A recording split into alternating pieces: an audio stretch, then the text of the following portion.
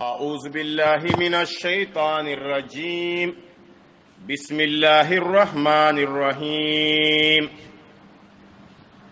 سورة الفلق أيان قم مكة مكة شورنيان منا الله تعالى دالي ننتي قل محمد النجابي ننتي أعوذ nke muhammad tangay murini aza sembe nyani nan khalife fonga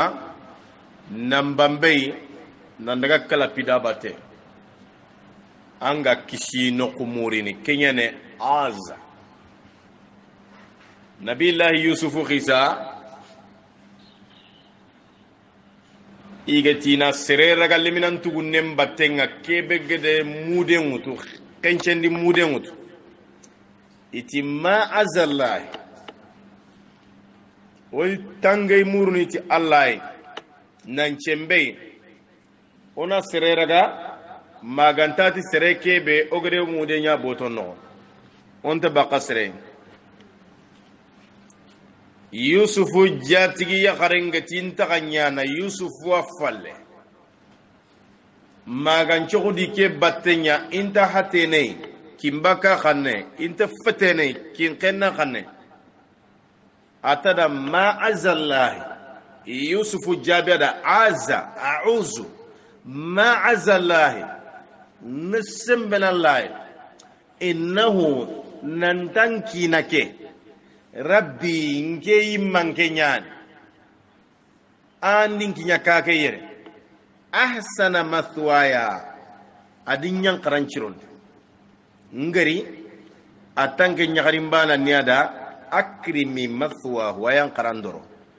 donc kullu gani ku khotu ku khanu odotu nanti aza sembendo tangenyan قل محمد النجابي ننتي أعوذ كي تنجي مورني برب الناس برب الفلق تي فلق كمان فلق اللغة بوخين كمان فلق فنغنا بوخي iyo ona lugha manya ifna falaqa sonin gonda utu arabin qanne ina to de suankara felaqe kimbaka suronate helaqe me kin qenna suronyanda sonin kan qannen kita ido qur'ana gede mewki parce que odo tu nanti kimbaka dunkon qa ido ko felaqe kiyam meidi suro fonon nenenyi hanya kam fofo gani fanga ina khili hanya mega imema bara adalile serebe jamunga ni fofana soni ngangane ime duru ine mekili ho hana ine metiga na kundunya khasafandi wakati nganari intoro ne ho hana de itina se fofana okudi terenga ga kono jatigi ni ndaro tubabu ni nanti naro kayti ngo kundwa oda prevun kita nanti dunge to ku khalle kiyai wala fanya safande na qur'ane no ana lesiling ikuncha rabbana nugari kimbaka soninke inati haranchi o kama nyigunja mane itini haranchi ay bo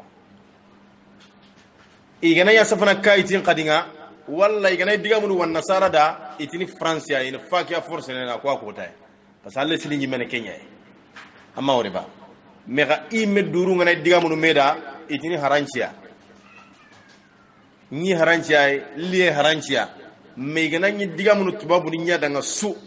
sakati kaitin qibara nya gada batanga junna maga bonosu ina francia safana ina kenya kono tira kenka amawri donc odo tunanti leslin ne kim qenna dunko nya maga iyan ko qur'ane khanne nanti fa nde su ankara helaqe o kuti falaqe falaqa na fumbugume na falqita bakame al falaqatu fu falqitande bambarani mana yaxe ngana jangire khufa be garona kama soningo ngati fara kim fa bane kadinya kim baka dungo na haranya na ya gonkam o gudi faranya bo bambarani ndo ko ki khanni ay khadi qur'ani khanni inati falaka de ba nyeka o be ko de wala yotala jarandi no ko khore be gam mali atro ngani yota ya ga jarandi no ko o ku gadi trinka ku be ni ga jarandi ni diga munuti bambaran khannenya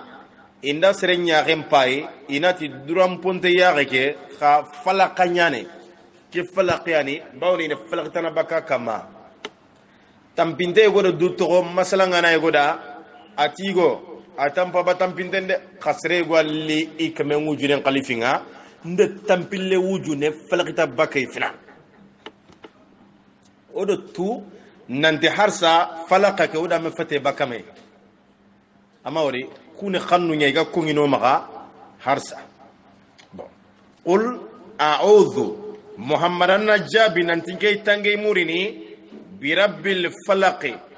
ti falaqitan dana falaqitan den kama falaqitan den man wurum bite ado suguban qura ni falaqita bakame khoswan qarum pilli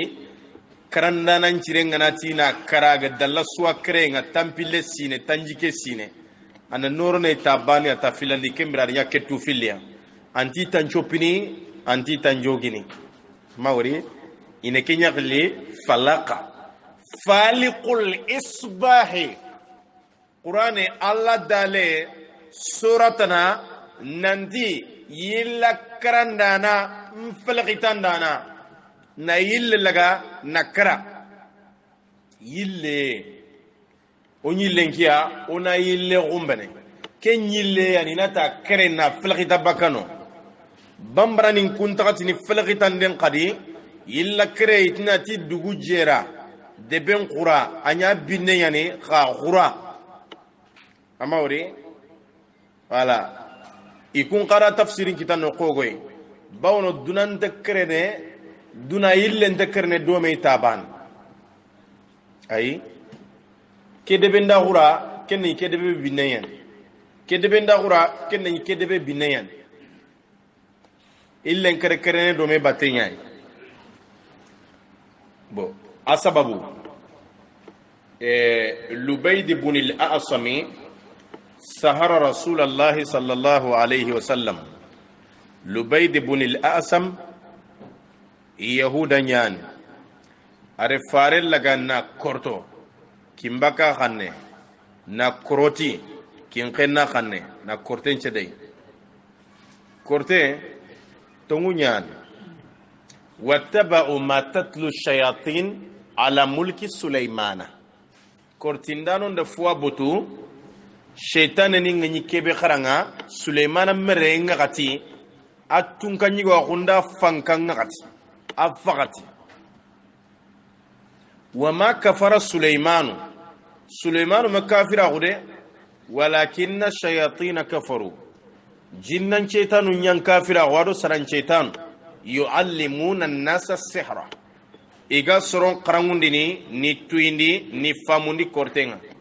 ari mana sababu nyane nantina korten qara ken sababu li mana soro anyino iga damar munga qulul lagana ni trompa ti kortenga na dunya annabi nyimu fe aw wakati annabi nyimu nga nyiri ni wakati kebe ida dunya ikumpati wala bo ken sabuda Allah ta'ala adam malaika nu fil ghay iga yankan nyinye kebe to ngani babila dingira be to ngani babila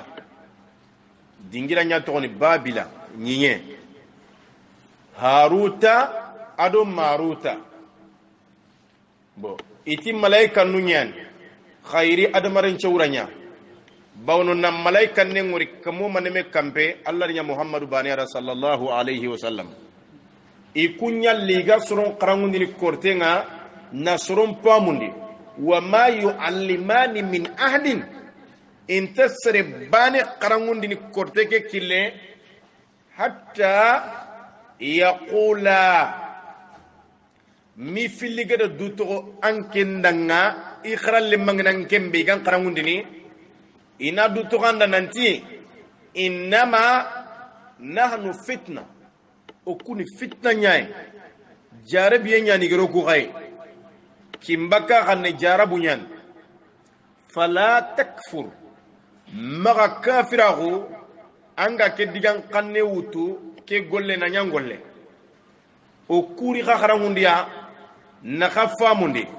soro kubeni ga dunyana annabi nyimundo khayfaru na koinanti ikumpe igada gare sitidwa na gare tifidwa na gare sakudwa yo kuri kenya bangan yo lubayd ibn al-asam de faren korto na korti na tapenchi ti taputa mi adoban naro kortenga na nyada batenga na tufu kama na sedi gadi motinte non Allah ta'ala Allah kebe ga nguruginta Allah ta'ala awati communication tay telegramun tay telephone tay television tay adako jibrilu da nanti daga ko muhammadu Allah ghayfare sallallahu alayhi wa sallam nanti fagara korto na kroti na akorte ngutu na sedike gadi fulane no ke dingira jibrilu la ko farenda agari ni kende ni faren petenju kara kamma afetenju katunte nga kamma ay wad mare me fuga nan kitam petenga mabogume am petenju katunte nga kam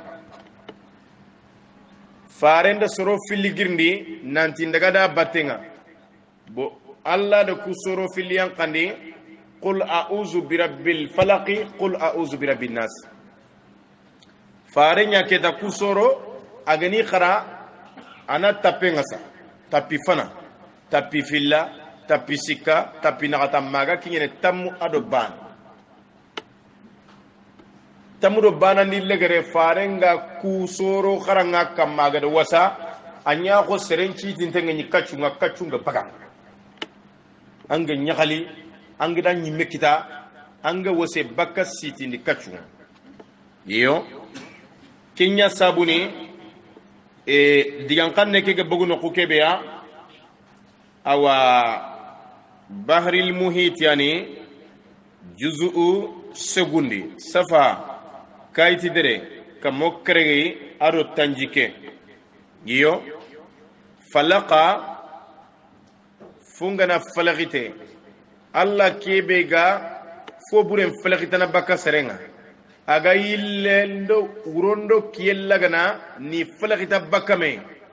akengalla ngetange murini ti akengalla nin kisi kortindano po burendi mantora adi fofo yo min sharri ma gelli fompo bure khalaqa alla gere kentaga ode aza lugantu arabin qanne arabu sefayu betege komonga na bugul limana ganka hunno ko igana mungu dallay iga yette duay qodo nindi kitu ina khili ta'wizien abana kamanga nenda nandani kisini asembenten ne kenye yo arno kise min sharri ma gelli fompo bure khalaqa Allah gere kentaga qala ibnu abbas ti al falaq الصبح صوبا ينغا كرينه كقوله تعالى والله تعالى دالي اتي فالق الاصباح يلن كراندانا ننكره نمبوغي بكمه مختصر التفسير بن كثير جزء سكندي صفا كمتمي تنكبه ارون نغاتو وفي امثال العربي ay arabun tali khoro khoronga huwa abyanu min falaqi subuhi ke golle fulane ambanganta dinanta suguban kerenga arabu ngana le fi digame kono digame be bangante ngani inata ambanganta suguban kerenga illa kerenga bawno illa kerenga na qur'an nyallin fofo gni muqenga abangenia sonin kon tali kongano illa kono do tali do bambrani jukke fiken tali nanti yillengan kerene joweta bane kwangana ankitentahu a kuran konta kinga aga kuran londina maga yaxe teqidangunye yillengan kerene tabane ferenya mbaka sankengure hare o kuti ferenya mana na koy nanti wuron na golburu nyangi wakati ni nyaay affaire impo sirenda fo bre affaire man ni qortini wuro nyanallo wala gollu ndambu yogoni kunka tanyana wuro nyaay ngatangay muri ta kengallay awa gelli fo bre kebe gelli fo bre kebe agada taga min sharri ma gelli fo mpo bre mane mawsul nye khalaq Allah gade kentaga gelli jinna adamareme daba ada tana ngatangay muri Allah gannin kise arno kise kha arno kise seytane wa min sharri kengana dangaro fobure gelli fobure ghasiqin wa min sharri ghasiqin ado gelli bitambinne fobure iza waqaba bitenganaro roye begeni korna fam ghasiqi ghasaqa akongi qur'an illa alla aynyana tani sikime jatu keno kunyana sikandinga alla dal qur'anati aqimi salata liduluki shamsi ila ghasaqi al-layl ghasaqa sallin cigindi kiyenga na nyenge salifana nginjiga salifana ngano ko laga sarangano ko makati futuro ghasaqi al-layl ghasaqu fungana nyago abita amabita ko fay wakati kebe sasa futuro ndangi fonne so fontoko angana kinken nan pay quran lamanni dumbu yenga yado bitenga nyakami meno bo yello nanti quran manya kitaba mo nanti bitam manya ba mo nanti dumbu manya ba kenya na ghasaqa alla dalati jahannaba dunko fofonti da jahannaba no illa hamiman agantati jinte wa ghasaqa ado faranjamu o ku kinkenna karamo goro be godo garangundi faranjamu niya yiti nyita ngana bogantanga ankite anda dingira so ampete aga yitia aga mulana mutunya taxuni alam putunwa bogani butundano nyokare soninkara bunne ngi maga ata onte bunne kente fofo de berni agantati na toni na roar mareme kem bunne ni gama no ngado kenya sele sugere soninkara de bari ande ketu agi maga hal khumbane yeno bo kem bunne butundana burungono inta golle ketu igana fay inati yo ake aywa alay butina armotungut igana bunne le gajangen cigi karay anyin kismaren karni anyin lemmen karni anta butundet aga de yaka chofer duro nyambok amaki ama baga bo iganan tugom butu anya go yenya mote khamay le mote nga fina bugu farahu ke gay fari mando mote nya kaminte kenya na gasaqa gasaqu ni kenya funya go ye quranga ye bitana kama bita fari binu benigan tugonga amayille fina nga siri na nyamoti khulle yo igere karabini manda khullu manyambogo ina tamaba kenya na gasaqa yo wa min sharri ghasiqin ado gelli bitambinne fobure bite aganya ko yenyana igilli kungatiniya uron bitan binne uro bite iza waqaba uron bite nganaro waqaba funganaro ko angere sanke laga na bamba waqaba ime urne bamba ndenya uron bite nga bambe do bangenchua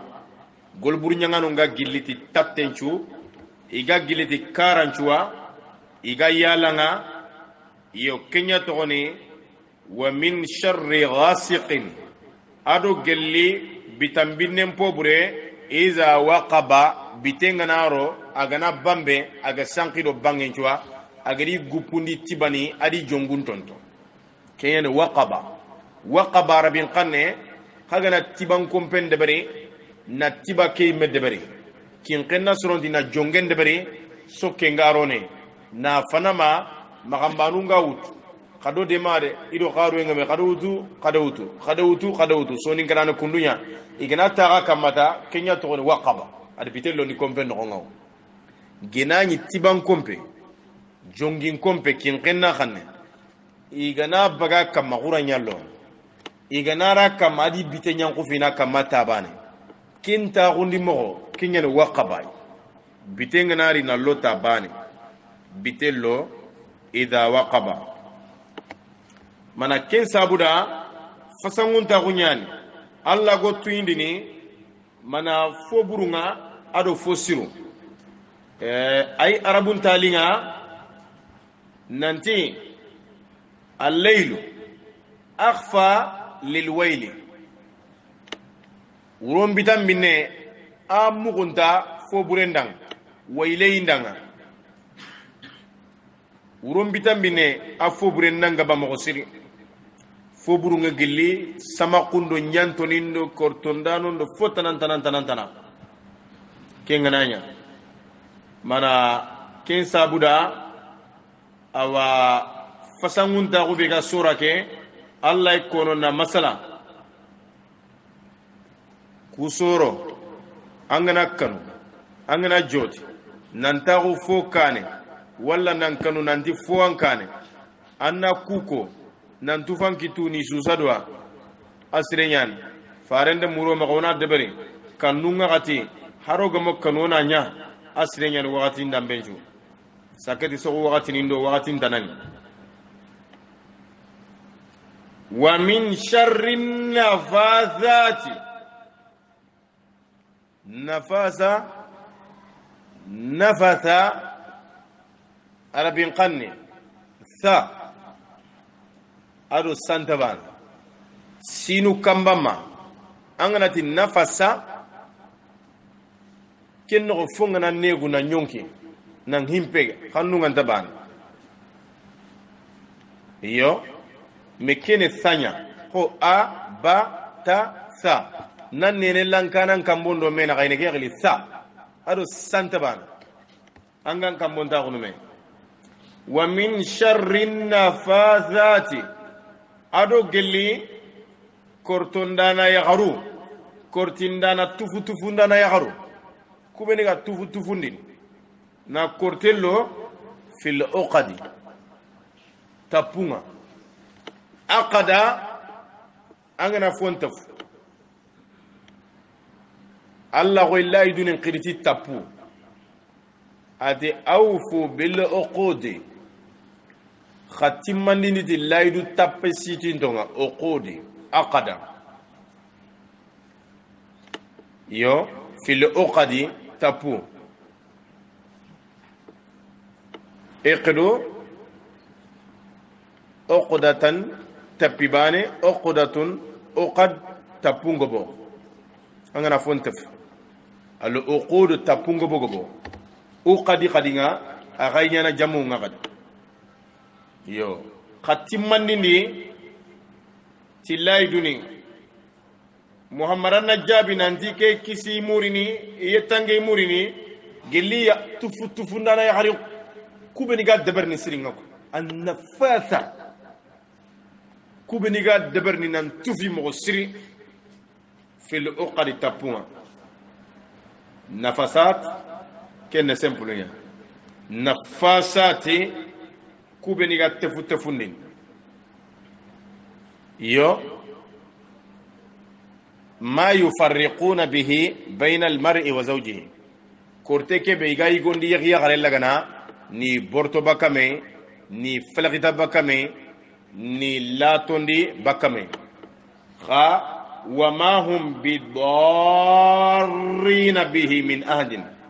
كورتيندانو كوفتي تونياندانو إلا دا سري تورونو نقول بورينيا سري جلي سرافونجو بانسو جلي كي إلانتا أي كورتيندانو لانتاي إلانتا سرسو تونيانا إلانتا فوبرينيا ناسدي سرسوا جلي كي إلا بإذن الله يغنداتي بإذن الله تالله تعالى يمدونه كنغ في كل انتيو تجي كومونيان إني قولونيا دبرني مغايلاندا موسى عليه السلام أدو فرعون قدقا قول لك أيغو إلكشنين بس موسى خلينا حقيقة تونو فرعون خلينا كورتين موسى نياغو إيه كنا الله دلت قلنا لا تخف ودالي نانتي ما كانوا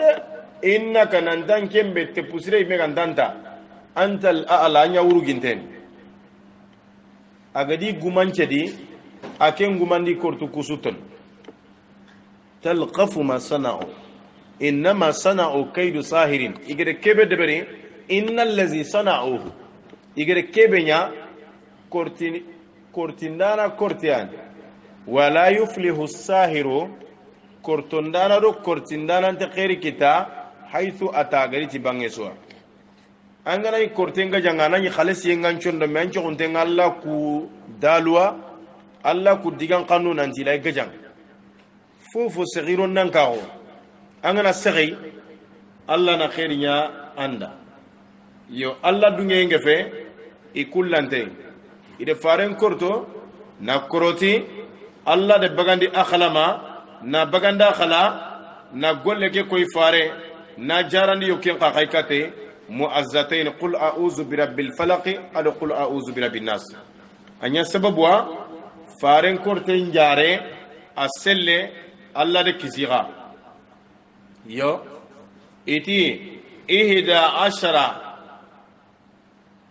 aqdatan taputami ado banen maghruzin ida tonto bil ibari al ibar ibratun misallibane al ibaru misallu ngobo gobo ida misallu ya tonte sonin karawsum bana kanu misallu bo ajarane kammo fa unzilat alayhi al mu'azzatani ida tangay murien choron pilli di yang kandakam tangay murien choron pilli ne kanne qul a'udhu bi rabbil falaq kebe oga inako oga kamanako oda kongengame ado qul a'udhu bi rabbin nas kuwanya qafaren kam ini yaghli mu'azzatani yokenna arrafu nukunya aganari nasbu ngana mu'azzataini digan kambani ken aswamban marfu ken marfu bil alif bal ken mansubun bil ya isumba faja'ala farenya kullama waqatisu qara'a ayatan agana ay funci bane qara in halat uqdatun tapena wasi anda ay qarata tapena wasi wa wajada fi nafsihi khiffatan sallallahu alayhi wasallam ken chu farenga noyen kiti yonkinga noyen ngarina yonkinga yonkin chitin tengenyi noyen ngarni yonkige agana kharata tapenna wose noyen ngarni yonkinga alhala kinya kundunya sallallahu alayhi wasallam kisiyo ne maga kama hatta in halatil uqdata al akhira mattapile gedenga wosene nambugu bakame faqama farengir nan cigi faka annama nushita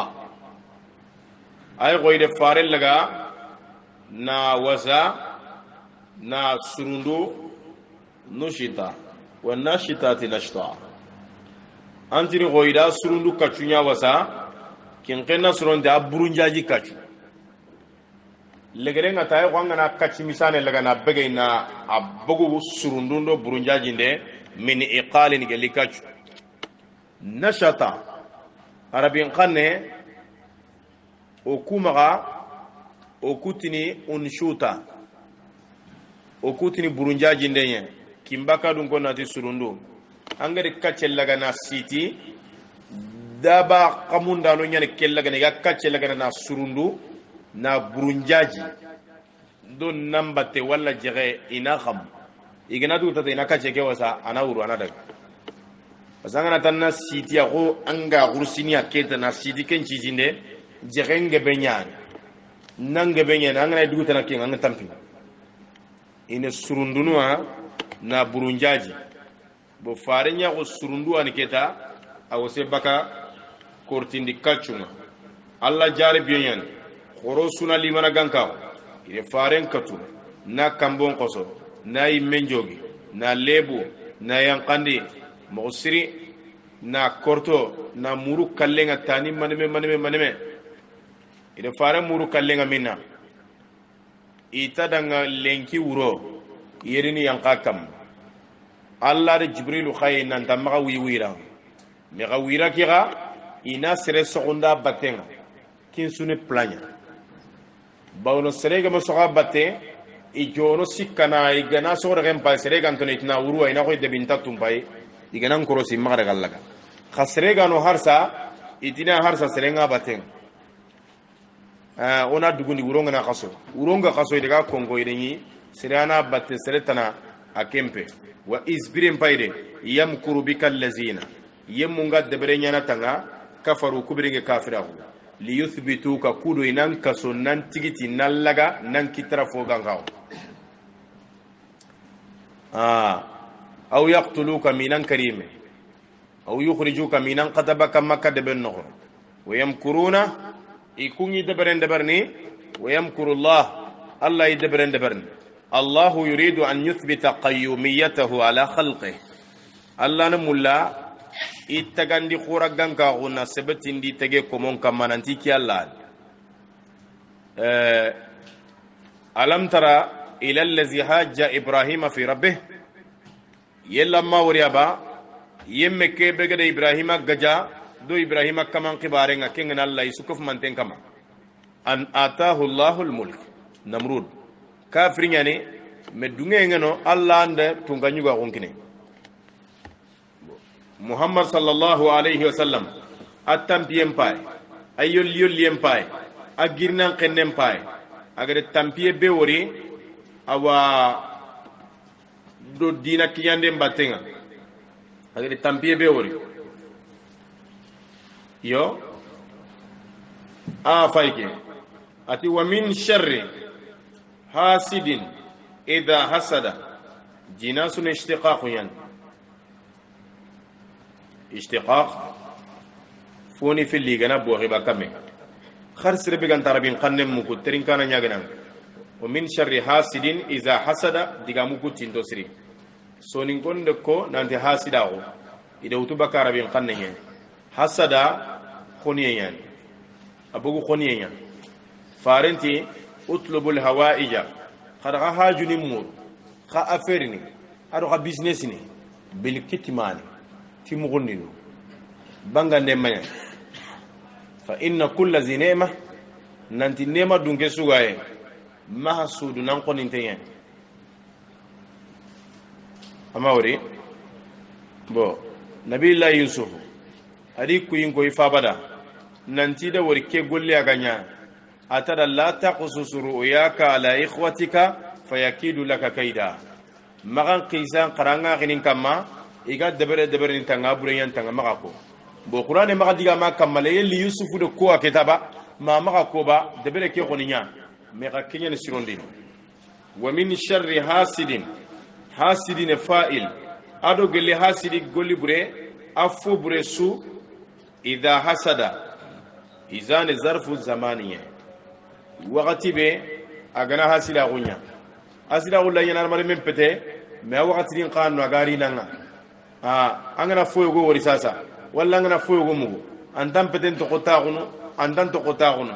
awan peten girdi gardana bo puran ka buten nan taw anna fuanya fo bure anga ngandini manna girna daga debere me kuro golle kebe gele fisirona na bono ambuten namure bo kenyani ado gele hasiri fo bure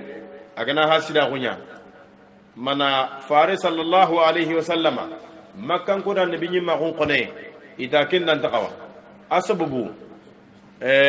iti laula nuzila hadha alquran ala rajulin min alqaryatayn azim man ke qur'ane igama yankande yigu filli kamma idrungani ituintongani irrekonintongani tubabun kanne geli debu ku filli urwatu bun mas'ud saqfiya ni taifa togonte nyani dawlante nyani naburugume nyani fankando sembenge kengana dangi walid bun mughira ni makka togonte nyani kitante nyani itimanna game yanka kunga agarga yanka kiyai bo alla di jabi tani filli atidanga istifhamu tawbihi ahum yaqsimuna rahmat rabbika yelyo ikunyanan kamanni mallagana na takandiba nahnu qasamna bainahum ma'ishatahum o kudi biladin takandi do men kada marum fil hayati dunya dunangarin tawo liyattakhidha ba'dhum ba'dan sukhriya kudo yogoni ni yogoni daga khaye yogoni ti sukhriya ke mantil ko tolin tawo bawno sukhriya rabin qanna yigri tolin tawo sakhara khaye khilli khaye angana daga bamako golnya ngana yakhru be ga yankini nan wankindi nan susandi nan chure ina khay mangaselake ina khay saganga hakati me kagu nyagarin buri ay fenta lagana na kute khaso ngana kara atugene wujunu filya alay sine nyana antaka anteken ka kiti kitenga ana kagu mu ngatambo nyaay ina tagana ita gana wakati boni kafuma me alli ranga igene ro kudan trini kenga anga sakairande retuga donc kendi ma kungu junu filli kengo ko milliard nga serebe makaw million nga serebe makaw ken juni gol nyanga nantu kana kenya bo kengo ko so indan kala siketa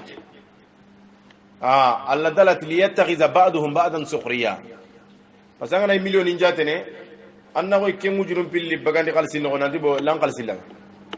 angana golle ke fay hari soyege fati raqinga hakulu ngori mo gonda ngaru tugadi ke mo gondo al halam mo gonda ro golle ke kotanda andiro ko soyenya alla idalun to ay fonto aga kono kude yegoni na khaye yegoni da ay ko soyinta golle ke da awa al halam mo gonda yoy ki alla ne kunta kandi nduriti yogo yille ngana kere adde pasine million ay ko tas ante fo baka bannako yogo galle keme wujune yogo galle wujunu filime yogo galle yime tankere gani yogo yime teken kitayme mama woriba kudan maro munna khaye meda bo ay ki alla ande kenya annabi nyimako abaka tampintan nigira nya abada abaka tampintan nigira nya annabi nyimu beni gari bannani ngani nabi allah sulaimana adi fa ba dauda har ke dauda tampi sulaimana rio ken khairinya no bawno sulaimana allah ti de kine ko khe dauda wa qatala daudu jaluta dauda ande jaluta kare wa ataahu allah almulk allah tun ganyu wa gonkene are kafir bure kare allah tun ganyu wa gonkene na annabi yima gonkene remme likenya no nga dauda fati falle ade re ari wore khairi no wa waritha sulaimanu dauda ari wore khair ku gefe annabi nyimme chuda wuti mbi ngore nyaay ado tampie ado lirie indayge suba indayge lelleng indayge lelle suba ni jotinia kenya ne shirondini kenya ne gamundini kha walau basata allah rizqa li ibadihi alla ganya gadar serembo yi komonda la baghaw fil ardi iyadanata ولكن ينزله بقدر ما يشاء har qaran lemon no qaran lemma be faba o meti kebe faba gani bannangare kebe faba gare bonondi qaran lemon do mena ga wujunu tammi tampille wujune ay selinge nyanya na kala le mondo men ga yiga na yeda batenga aro to aguna mboga ko to no sering parce que ale bu fe quoi akite do sarno mo ko nya fakindanga har mare men ngana fugu yonki an kalle fe ayadana anyi men ta dungene na lo tampie no kharam mo miso be ni gan kharangu ni gan pamu ni an ko mo filo ko mo na tirono kunji bakara an ken ta daga na suwa alle mo andi fama mi famu ina ndangi ndikane kala mo ni qayde berni bawlo miskina ko nganari di mana gan ka gumbo no ake amma wori ba dogo kendima farende kutampiwa wori na wutu yimbin qorenga alla da ne binyi ma gonkine na ne binyi legera gonkine na nyile wale tanakine na ndire fo san ne binyi menjwa dogo kendima diga men ta seren kutenkam suratu al falaq ngemer arna khairi togodanga arna fam yenkina arna kisero tangenya